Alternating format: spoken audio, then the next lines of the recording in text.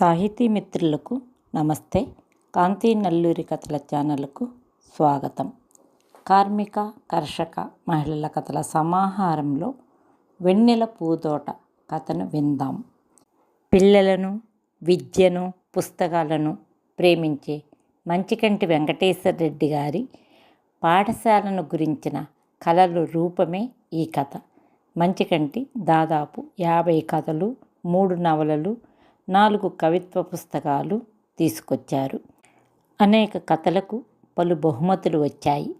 మరో గ్రంథాలయోద్యమంలో భాగంగా మే ఎండలో ప్రకాశం జిల్లాలో సైకిల్ యాత్ర, రాష్ట్రంలో మోటారు సైకిల్ యాత్ర చేసి ఆ అనుభవాలను పుస్తకాలుగా తీసుకొచ్చారు. కథలను రాయడం కన్నా చదివించాలన్న తపనతో మరో గ్రంథాలయ ఉద్యమం కోసం 2 తెలుగు రాష్ట్రాల్లో అనేక కార్యక్రమాలను చేస్తున్నారు. వెన్నెల పూదోటలోకి వెళదామా? ఆ రోజు నా చుట్టూ దట్టమైన చీకటి ఆవరించింది. వాడి నోటి నుండి ఆ మాట విన్న తర్వాత నిలువెల్లా కంపించిపోయాను. చాలాసేపు మాటలు రాక శ్రేష్టలుడిగిపోయాను. నా సాఫ్ట్వేర్ కలలన్నీ పేకమాడల్లా టప్ టప్పున కూలిపోయాయి. కళ్ళ నిండా నిండిన డాలర్ ప్రపంచం ఎడారి మయమనిపించింది. అయితే బయటకు మామూలుగా మేకపోతు గాంభీర్యం ప్రదర్శించాను. ఈ రోజుల్లో పిల్లల మాట కాదంటే అమ్మో ఇంకేమైనా ఉందా? అప్పటికి వాడి మాట ప్రకారం సరేనన్నాను. పోయి చూసిన తర్వాత వాడి నోటితోనే కాదనిపిస్తే సరేని వాడితో పాటే బయలుదేరాను. లేకుంటే ఎక్కడో ఊరు పేరు వినని స్కూల్లో చేరతాడంట. వింత మృగంలా కనిపించాడు నా కంటికి. ఎక్కడా ఆ పేరు కూడా వినలేదు. వాడు పేరు చెప్పినప్పుడు నవ్వొచ్చింది. టీవీలలో, పేపర్లలో, పోస్టర్లలో ఎక్కడ పడితే అక్కడ తామర తంపరగా కనిపించొద్దు స్కూల్ అంటే. మాకే అన్ని ర్యాంకులు, మాకే ఫస్ట్ ర్యాంకులు అంటూ చెవుల్లో ఊదరగొట్టొద్దు. ఇవేవీ లేకుండా ఆటలంట, పాటలంట, కళలంట, కాకరకాయలంట. అసలు అది ఎలా సాధ్యమవుతుంది? ఎవరికో పిచ్చి పట్టినట్టు నడుపుతుండాలి. ప్రతిభ, ప్రగతి, చైతన్య పేర్లలో చూడు ఎంత పురోగమనమో. జీవితం, గమ్యం అన్నీ పేర్లలోనే కనిపిస్తున్నాయి కదా.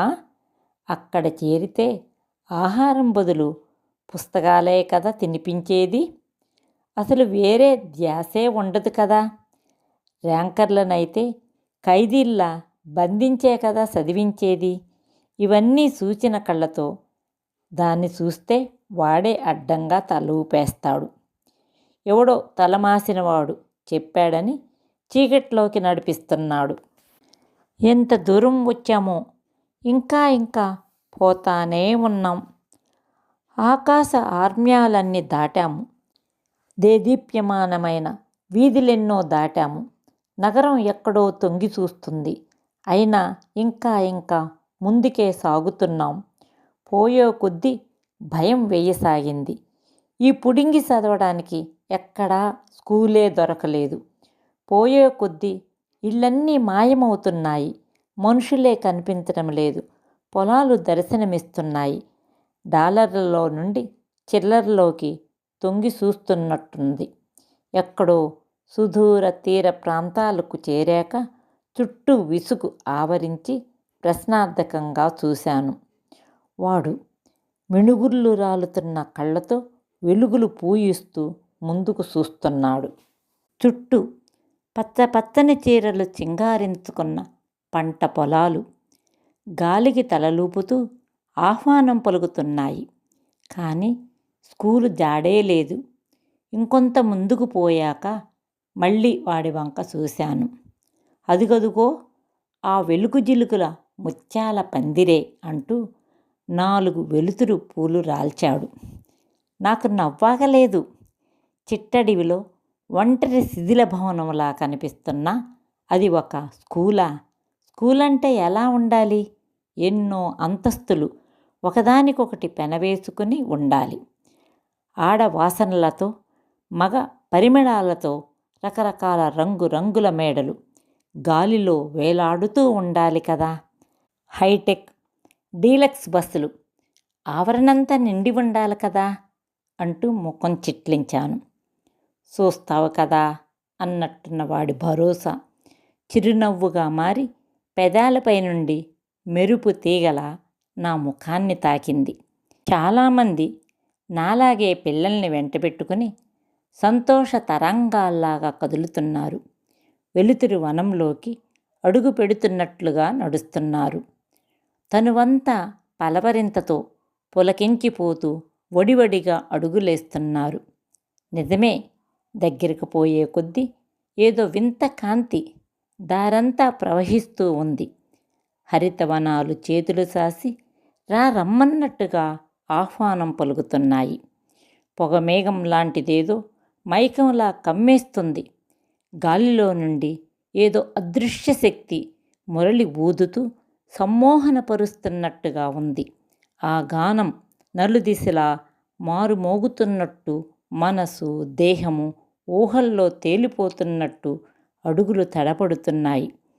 పిల్లలు, పెద్దలు ఈ లోకం నుండి మరో లోకానికి వెలుగు మెట్లదారుల గుండా పయనిస్తున్నట్టున్నారు. వాళ్ళ కళ్ళ నుండి మంచులా రాలుతున్న తేజోవంతమైన సప్తవర్ణాల కాంతి దారులపై పడి ప్రతిదీప్తి చెందుతుంది. ఎవరో మంత్రించినట్టు తదేక దీక్షతో ఆనందానుభూతుల పల్లకీలపై సాగుతున్నట్టున్నారు. నాకు నమ్మశక్యం కాలేదు. చదువుకునే పిల్లలంటే నవరంధ్రాలు బంధించి యంత్రాలై చీమల బారుల్లా కదా కదలాల్సింది. మెదడుకు తప్ప దేహంలో ఏ భాగానికి పని లేకుండా మరో బొమ్మల్లా కదా వరుసల్లో వదగాల్సింది. ఇదేమిటి, ఇక్కడేదో విచిత్రంగానే ఉంది. మా వాడికి నా మనసులో మాట తెలిసినట్టుగా 4 నక్షత్రాలు రాల్చాడు.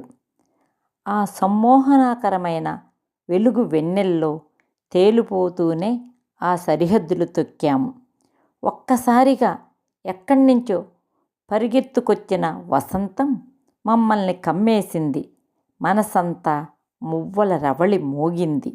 మెత్తటి ఆకుపచ్చని కార్పెట్టు పాదాలను శుతిమెత్తగా తాకింది. మిరిమిట్లు గొలుపుతూ దేదీప్యమైన కాంతి ఒక్కసారిగా కళ్ళ నిండా పాకి మెదడుకు ప్రసరించి హృదయానికి చేరింది. మా ముందు నడుస్తున్న పిల్లలకు హఠాత్తుగా రెక్కలు మొలిశాయి. దివికేగుతున్న దేవతల్లా మెరుపు వేగంతో వెలుగు రవ్వలు చిందిస్తూ గాల్లో తేలిపోతున్నారు. వాళ్ళ చుట్టూ మేలిమి బంగారు వన్నెతో ఒక కాంతి వలయం వెలుగు జిలుగులు విరజిమ్ముతుంది. మా వాడేడి అనుకుంటూ చుట్టూ చూశాను. అప్పటికే వాడికి వెలుతురు రెక్కలు మొలిశాయి. రెక్కలు నెమ్మదిగా కదిలిస్తూ ఆనందమందారాలు విరబూస్తూ నందనవనంలో విహరిస్తున్నట్టుగా ముందుకు సాగుతున్నాడు. అప్పటికే నాకు పూర్తిగా మైకం కమ్మేసింది. వెలుతురు దాటికి మూసుకున్న కనురెప్పలు విప్పారాక వింతలోకంలో హాయిగా విహరిస్తున్నట్టుగా అనుభూతి చెందాను. ఆ కాంతి కిరణాలు ఇంకా ఇంకా ఇంకే కొద్దీ స్పష్టమైన మార్పేదో మాయాపరలా కమ్ముకోసాగింది. లోపలకు పోయే కొద్దీ వింత వింత కట్టడాలు కళ్ళకు విందు చేస్తున్నాయి. దివ్య దృష్టేదో ఒక్కసారిగా విచ్చుకున్నట్టు దివ్య లోకాల నుండి యముడే దిగివచ్చి రకరకాల ఆకృతులు నిర్మించినట్టుగా ఉన్నాయి. ఎన్నెన్నో రంగుల్లో వింత వింత నగిషీలతో సూపులు పడిన చోట జిగేల్ముని మెరుస్తున్నాయి. ఇంకాస్త ముందుకి 4 అడుగులు వేశాను. అంతే, నోరు తెరుచుకొని అలాగే చూస్తుండిపోయాను. అందమైన జాబిల్లిని భవన ద్వారానికి వేలాడతీశారు. తారకల్ని కోసుకొచ్చి చెట్లకు ఆభరణాలుగా తొడిగారు. అక్కడక్కడ ఆకాశము నుండి తుంపుకొచ్చిన మబ్బు తునుకల్ని చెట్లపై ఆలవోకగా తీర్చిదిద్దారు. కడవల కొద్దీ వెన్నెల తెచ్చి ప్రాంగణానికంతా వెళ్ళవేశారు. ఇంద్రధనుస్సులు ఆకాశానికి నేలకు వారధి నిర్మించినట్టుగా తొంగి చూస్తున్నాయి. దూరాన్నుండి పాలపుంతలు మాకు చోటెక్కడా అన్నట్టు వంగి వంగి చూస్తున్నాయి. రాజసంగా తలలూపుతున్న చెట్లు, విరజిమ్మే సువాసనలు దూరంగా తిరిగే వాళ్ళను సైతం ఆపి అక్కున చేర్చుకుంటున్నాయి. పిల్లలందరూ వింత వింతగా గోచరిస్తున్నారు. తలల స్థానములో వింత వింత ఆకృతులు ముడుచుకొచ్చినట్టు ఉన్నాయి. ఏదో గంధర్వ గానానికి మైమరిచిపోతున్నట్టున్న వాళ్ళ బాహువులు చాచి అనంత లోకాల్లోకి సాగిపోతున్నారు. అంతవరకు తన్మయత్వంతో మైమరిచిపోయిన నేను నా వంక తేరీపారా చూశాను. మొలిసిన నా రెక్కలు వింజామర్లా పైకి కిందకు ఊగుతున్నాయి. నేను నెమ్మదిగా గాల్లోకి లేవాలనే బలమైన కోరికను ఆపుకోలేకపోయాను. గాల్లోకి లేస్తుంటే గుండెల్లో జల్లుమంటున్న వింత అనుభూతి నరనరాన పాకసాగింది. పైకి పోయి కిందకు చూశాను. కింద కనిపిస్తున్న చెట్లు పుట్టలు చిన్నవిగా మారిపోయాయి. మనుషులంతా చీమల్లా తిరుగుతున్నారు. అయితే ముగ్గురు తేజోమూర్తులు మాత్రం ఒక సమూహంలా మారటం కనిపించింది. పిల్లల్ని బుజ్జగిస్తూ, లాలిస్తూ, ఆలన పాలన చూస్తూ, ఆటపాటలతో మురిపిస్తూ, మైమరిపిస్తూ, ఆవరణంతా కన్నులు చేసుకుని చూస్తూ, ఆవరణంతా విస్తరించుకుని ఉన్నారు. అణువున ఆ తపస్సంపన్నుల ఛాయలు కొట్టొచ్చినట్టుగా కనిపిస్తున్నాయి. వాళ్ళ నుండి చూపు మరల్చుకోవడం అసాధ్యమనిపించింది. ముక్కుపుటాలకు మధుర ఫలాల వాసనేదో ఘాటుగా తగలడంతో తన్మయత్వం నుండి బయటపడి రసఫలభరిత చెట్ల వైపుకు కదిలాను. నోరు ఊరిస్తూ కమ్మని మధుర ఫలాలు కనిపించాయి. వాటి చుట్టూ రామచిలుకలు, గోరువంకలు, పికిలీ పిట్టలు విన్యాసాలు చేస్తూ ఆ రసాలను ఆస్వాదిస్తున్నాయి. దగ్గరకు పోయి చూస్తే అంతా రూపాంతరం చెందిన వానర సైన్యమే. వాళ్లతో పాటు పెద్దవాళ్ళు కూడా కలగలిసిపోయారు. పిల్లలతో పోటీపడి పెద్దలు కూడా చెట్లెక్కుతూ, దుముకుతూ, కాయలు కోసుకు తింటూ పరిగెత్తడం నా కళ్ళని నేనే నమ్మలేకపోయాను. అంతా కలలో మాయలా ఉంది. కొన్ని చిలకలైతే కాయ తాకకుండా, కొమ్మనంటకుండా గాల్లో నుండే కాయలు పొడుచుకుని తింటున్నాయి. ఆ సుగంధ సొనలు కమ్మగా గొంతులోకి జాలువారుతుంటే వాళ్ళలా మధుర గానాలతో మైమరిచిపోతున్నారు. వాళ్ళ శరీరాలపై జుమ్మంటూ వాలిన సీతాకోక చిలుకలు వాళ్లతో సరస సల్లాగాలాడుతున్నాయి. కొందరైతే మిణుగుర్లని దోచెళ్లతో తెచ్చి చెట్ల మొదళ్లల్లో పోస్తూ చెట్లకు మరింత హరితాన్ని ఆపాదిస్తున్నారు. లేళ్ళు, దుప్పులు, కృష్ణజింకలు, పాలపిట్టలు పిల్లలతో సరాగాలాడుతున్నాయి. రామచిలుకలు ముద్దు ముద్దు మాటలతో పిల్లల్ని మురిపిస్తున్నాయి. మయూరాలు పురివిప్పి నాట్యం చేస్తూ మైమరిపిస్తున్నాయి. కుందేళ్ళు పిల్లల పైనుండి చెంగు చెంగున గెంతుతున్నాయి. కొలనలలో దుముకుతున్న పిల్లలు హంసలుగా, బాతులుగా, గోడకొంగలుగా మారిపోయి కేరింతలు కొడుతూ కను కొలకల్లో జారుతున్న స్వప్నాలను ఎక్కడికో మోసుకుపోతున్నారు. కొందరు హందాల అరివిల్లుల పైకి వెగబాగుతూ సప్తవర్ణాలను ఒంటికి పులుముకుంటున్నారు. తూర్పు దిక్కుగా ఏవో కేరింతలు వినిపించి అటువైపు చూపు సారించాను. ఉయ్యాలలో ఊగుతున్న చిన్నారులు గాలిలో కలిసి మాయమవుతున్నారు. మళ్ళీ కాసేపటికి కనికట్టు కట్టినట్టు ప్రత్యక్షమవుతున్నారు. ఆకాశము నుండి కోసుకొచ్చిన తారకలు వాళ్ళ లేత వేళ్ల నుండి జారిపడి తళుకులీనుతున్నాయి. కెరటాలు కెరటాలుగా పాల సముద్రాలు వాళ్ళ కళ్ళ నిండా తొణికిసలాడుతున్నాయి. వాళ్ళ అంతరంగాల నుండి వెలువడుతున్న అయస్కాంత తరంగాలేవో దూరంగా ఉన్నవారిని సైతం చెంతకు ఆకర్షిస్తున్నాయి. అదేం సోద్యమో! పిల్లలు పూలతో మాట్లాడుతున్నారు, గాలులతో మాట్లాడుతున్నారు, చెట్టు పుట్టలతో మామూలుగా మాటామంతి కలుపుతున్నారు. రామచిలుకలు, గోరువంకలు, నెమళ్ళు, మైనాలు, హంసలు, బంగారు బాతులకు పిల్లలకు పెద్ద తేడా ఏమీ కనిపించడం లేదు. కాసేపు అందరూ కలిసి ఆటలాడతారు, పాటలు పాడతారు. ఉన్నట్టుండి ఒక్కసారిగా ప్రపంచ జ్ఞానాన్నంతా మనోనేత్రములోకి తెచ్చుకుని బోధిస్తున్నట్టుగాను, జ్ఞానం సంగ్రహిస్తున్నట్టుగాను కనిపిస్తారు.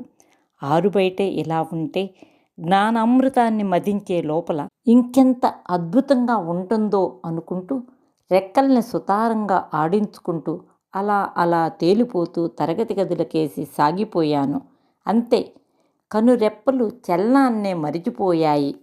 లోపల పిల్లలంతా పక్షుల్లోకి, మొక్కల్లోకి, సమస్త ప్రకృతిలోకి పరకాయ ప్రవేశం చేసినట్టున్నారు. మృదు మధురమైన కంఠాలతో గానామృతాన్ని పలికిస్తున్నారు. ప్రపంచాన్ని చిన్న చిన్న ఆకృతుల్లోకి మార్చుకుంటున్నారు. నిర్జీవులకు జీవం పోసి గాల్లోకి ఎగరేస్తున్నారు. గాల్లోనే గీతలు గీసి బొమ్మలుగా మార్చి బారులు తీరుస్తున్నారు. పనికిరాని ప్రతి వస్తువు వాళ్ళ చేతుల్లో సుందర రూపంగా మారి వాళ్ళ చుట్టూ నాట్యం చేస్తుంది. ప్రపంచ జ్ఞానాన్ని చుట్టి 4 కాగితాల్లోకి ఇమిట్ చేస్తున్నారు. ఒకవైపు మంచు ఎడారుల్ని సృష్టిస్తుంటే మరోవైపు ఇసుక వెడారుల్ని పారబోస్తున్నారు. హిమాలయాలు, పీఠభూములు, మైదానాలు వాళ్ళ మునివేళ్లల్లో నుండి రూపుదిద్దుకుంటున్నాయి. జీవిత పారస్యాలను చిన్న చిన్న అంకాలుగా మార్చి ఆలవోకగా ప్రదర్శిస్తున్నారు. ఆటపాటల నుండి కొత్త కొత్త జీవన సూత్రాలని ప్రతిపాదిస్తున్నారు. వేల వేల రెట్లు ఉత్సాహంతో భవిష్యత్తులోకి ప్రయాణం చేస్తున్నారు.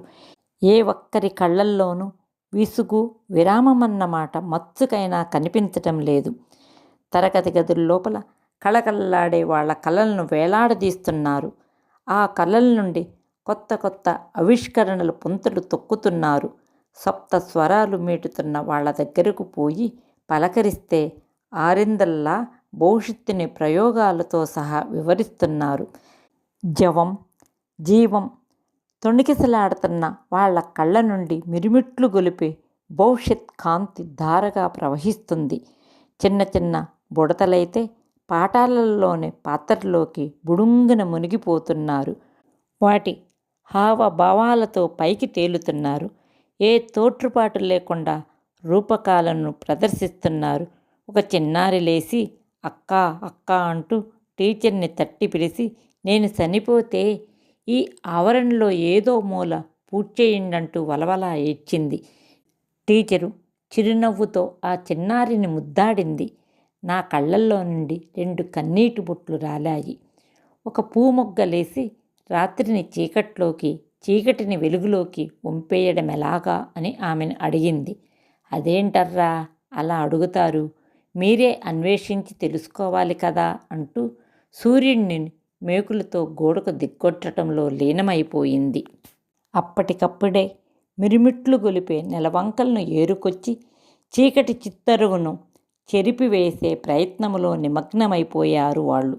ఎక్కడి నుంచో జలపాతాన్ని మోసుకొచ్చిన చిన్నారి ఒకడు ఎక్కడ అమర్చాలా అని ఆలోచిస్తూనే ఉన్నాడు. అంతలోనే పాపాయిలంతా ఆ జలపాతంలో తడిసి ముద్దయిపోతూ పైకి ఎగబాగుతున్నారు. ఇంకొక మూల కొందరు పూదోటను సృష్టించారు. పూలపై వాలే తుమ్మిదల్ని తెచ్చారు. అవి పీల్చే మధురమైన మకరందాలను సృష్టించారు. ఇంకా పర్వతాలు, లోయలు, సెలయేళ్ళు, సరస్సులు, సముద్రాలు, అడవులు, కొండలు, తరగతి గదులన్నిటినీ ప్రకృతిమయం చేసేస్తున్నారు. ఏ మూల చూసినా, ఏ గది చూసినా బొమ్మలతోనూ పరికరాలతోనూ కలగలిసి వాస్తవానికి జీవం పోసి మనసుల్లోకి, తలపుల్లోకి తర్జమా చేస్తున్నారు. అంతలో తూర్పు కనుమల్లో నుంచి దట్టమైన పొగ ఒక్కసారిగా గుప్పుముంది. ఆసక్తిగా రెక్కలు టపటపా కొట్టుకుంటూ హడావుడిగా అటువైపుకు మళ్ళాను. పిల్లలంతా శాస్త్రవేత్తల్లా చుట్టూ ఏవేవో పరికరాలు, రసాయనాలు, పరీక్ష నాళికలతో సతమతమవుతున్నారు. పాఠాలని ప్రయోగాల్లోకి, ప్రయోగాలని నిత్య సత్యాల్లోకి తర్జమా చేసి కొత్త కొత్త ఆవిష్కరణలకు స్వీకారం చుడుతున్నారు. ఒక్కొక్క మెట్టు ఎక్కే కొద్దీ వాళ్ళ ముఖాలు పద్మాల్లా విప్పారుతున్నాయి. అంబరాన్నే చుంబించినంత ఆనందం స్వేద బిందువుల రూపంలో జాలువారుతుంది. బాటిళ్ళ నిండా నింపుకున్న ప్రకృతి స్పర్శకు పులకింతలతో కిలకిల నవ్వుకుంటున్నారు. ఆ భావనలకు ఉప్పొంగిపోయి మంత్రినగర్లోకి అడుగుపెడుతున్నారు. వాళ్ళ చుట్టూ ఆవరించి ఉన్న జీవులతో సహవాసం చేస్తూ పాఠాలు నేర్చుకుంటున్నారు. కాంతి, విద్యుత్తు, అయస్కాంతం ఒకటేమిటి, అన్నీ భౌతిక రసాయన సూత్రాలను జీవన యానంలోకి అనువదించుకుంటున్నారు. కంటికి కనపడని ప్రాణులెన్నింటినో కళ్ళ ముందుకు లాక్కొస్తున్నారు. అక్కడి నుండి 4 అడుగులు ముందుకేస్తే చల్లని మంచు వెన్నెల కురుస్తున్న అనుభూతి ఆవరణలోకి రెక్కలు వాల్చాను. మంచు మంచుగా తెల్ల తెల్లగా ఉండే క్యాన్వాస్పై రంగురంగుల చిత్రాతి విచిత్రమైన చిత్రాలను రూపకల్పన చేస్తున్నారు. అంతలోనే అవి ప్రాణం పోసుకుని గుంపులు గుంపులుగా పరుగులెత్తుతున్నాయి. అటుపక్కనే రంగస్థల అలంకరణలో నిమగ్నమైన బృందం కనిపించింది. వేదిక వెనుక భాగానికి ఇంద్రధనుసుల్లోని రంగులు వార్చి నేపథ్య సంగీతంలా సమకూర్చారు. గాల్లో నుండి రకరకాల పక్షులని గూళ్లతో సహా వేలాడదీశారు. పచ్చపచ్చని చెట్లను మొలిపించారు. గాల్లోకి వదిలిన తుమ్మెదలు, సీతాకోక చిలుకలు, రకరకాల పక్షులు వీణుల విందైన సంగీతాన్ని ప్రచారం చేస్తున్నాయి.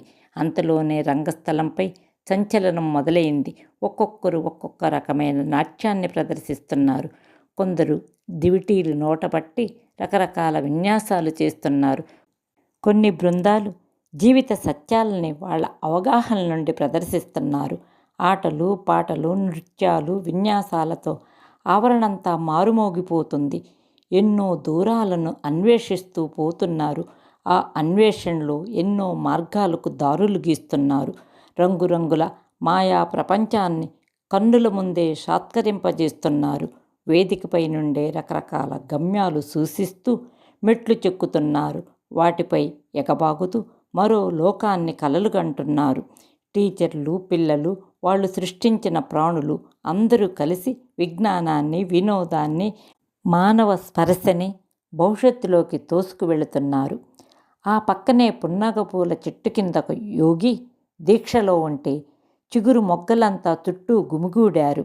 ఆయన దీక్షలో ఏవేవో లోకాలకు విహారయాత్ర చేస్తున్నాడు. తనతో పాటు పిల్లలను కూడా విహరింపజేస్తున్నాడు. దేశ విదేశాలు, వింత వింత లోకాలు, గతించిన రాజుల వైభవాలు ఆ విహారంలో సత్కరిస్తున్నాయి. ఆదమరిచిపోయి గుడ్లప్పగించి చూస్తున్న నన్ను ఎవరో తట్టి తట్టి పిలుస్తుంటే ఈ లోకంలోకి వచ్చాను. అంకుల్, అంకుల్, దొంతర్లు దొంతర్లుగా పేర్చి ఎన్నో రకాల గ్రంథాలుండే చోటు చూపిస్తాను రండి అంటూ చేయి పట్టుకుని గాల్లోకి ఎగిరాడో బుడతడు. మంత్రముగ్ధుడినై ఆ బాలుని వెంటే ముందుకు సాగాను. ఆ ఆలయం చూడటంతో ఒక్కసారిగా అందులో తలమునకలు కావాలనిపించింది. ఎంతోమంది పిల్లలు తేనెటీగల్లా ఆ గ్రంథాల చుట్టూ మూగి ఉన్నారు. సాహితీవేత్తలు, జ్ఞానులు, మహానుభావులను పలకరించి మాట్లాడుతున్నారు. ఆ గ్రంథాల్లో నుండి మరో ప్రపంచానికి పునాదులు తీస్తూ జీవిత గమ్యాలకు రహదారులు వేస్తున్నారు. అక్కడే చిత్ర ప్రదర్శనశాలలో రకరకాల చరిత్రలు ప్రదర్శిస్తున్నారు. అందరూ గతంలోకి జారిపోయి రాజులు, రాచరికాలు, రాజ్యాధికారాలు, పరిపాలనలు చూస్తూ చరిత్రలోకి జారిపోతున్నారు. ఎంతో తన్మయత్వంతో జీవిత సారాన్ని గ్రహిస్తున్న వాళ్ళను చూస్తుంటే ఎంతో ముచ్చటేసింది. అంతలో గణగణమని గంట మోగింది. స్వప్నాలన్నింటినీ కాసేపు పక్కకు దొర్లించేశారు. మాయా ప్రపంచం నుండి బిలబిలమంటూ బాహ్య ప్రపంచంలోకి అడుగుపెట్టారు. అందరి చేతుల్లో ఒక్కసారిగా అమృత సోనలు సోకుతున్న పాత్రలు ప్రత్యక్షమయ్యాయి. పాత్రల నిండా ఎప్పుడూ ఎక్కడా చూడని రకరకాల పదార్థాలు మత్తెక్కించే పరిమళాలని గాల్లోకి వెదజల్లుతున్నాయి. వాతావరణమంతా ఒళ్ళు విరుచుకుని ఒక్కసారిగా కమ్మని రుతుల్లోకి మైమరిచిపోయింది. ఆ సమ్మోహకరమైన వెలుతురులో గాలి నెమ్మదిగా ఊయలూగుతుంది. ఆ పాత్రల నుండి పిల్లల ముఖాల వైపుకి ఆనందకరమైన వెలుగురేఖలు ప్రసరించసాగాయి. ఆ వెలుగుల్లో వాళ్ళ ముఖార విందాలు పుచ్చపువ్వుల్లా విచ్చుకుంటున్నాయి. ఆత్రంతో నేను కూడా ఒక పాత్రను ఆనందంగా సృష్టించాను.